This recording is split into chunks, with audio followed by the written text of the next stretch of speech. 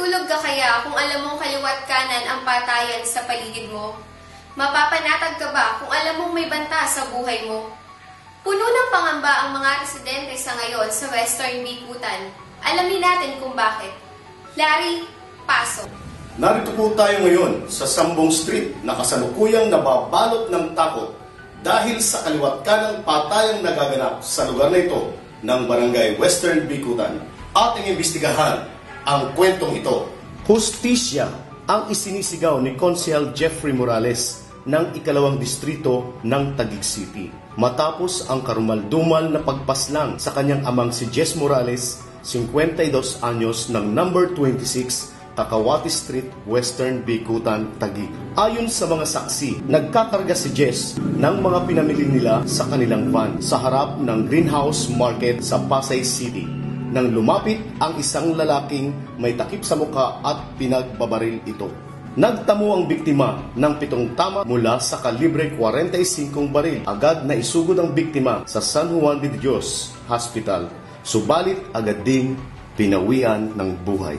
Ayon sa pamilya ng biktima, isang mabait na tao si Jess at walang kaaway. Kontento na ito sa pamamahala sa kanyang maliit na negosyo. Pangwalo na si Morales sa mga taga-Western Bicutan na napaslang at umano'y kabilang sa hit list ng mga negosyante sa Western Bicutan. Mga insidente ng karahasan na nakapaghasik ng takot sa mga residente dito.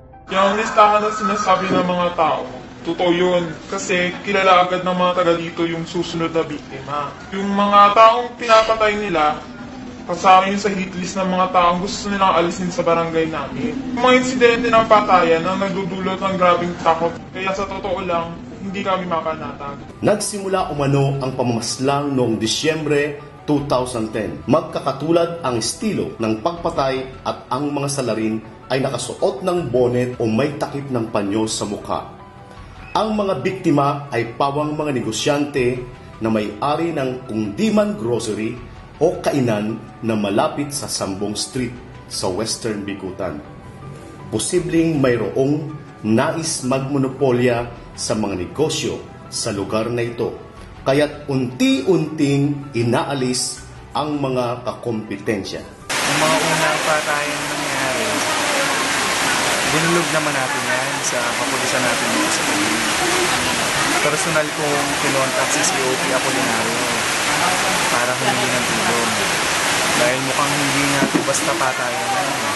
Dahil pagkatapos ng may pinatay, malapit pa sa tindahan namin, sinasabi meron pang susunod.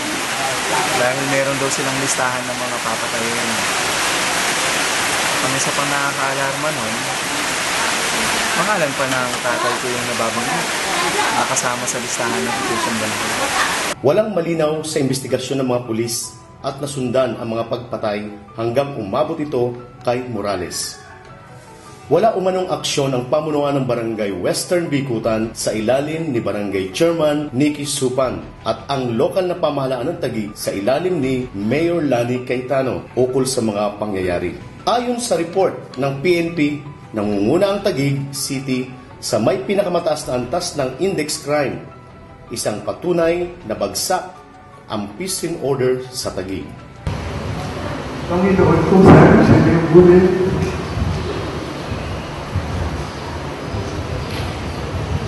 maraming po ang pamilyang nagluluksa. Maraming po ang pamilyang nawalan ng mahal sa buhay dahil sa patayan ito. At sana si Papa na yung bulitin sa condition.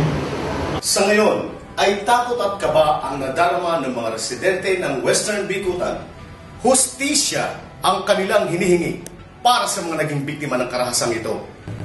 Ang tanong, may maasahan ba na pag-aksyon at tulong mula sa barangay, sa pulisya, at sa local government?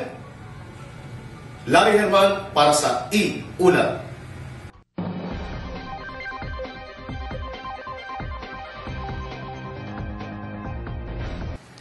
Kung mayroong kaganapan sa inyong lugar gaya ng pang-aabuso, pangloloko, pang-aapi o trahedya, na nais ninyong bigyang pansin at maisama sa aming programa, maaari po kayong makipag-ugnayan o magpadala ng detalye sa iulatmo@gmail.com.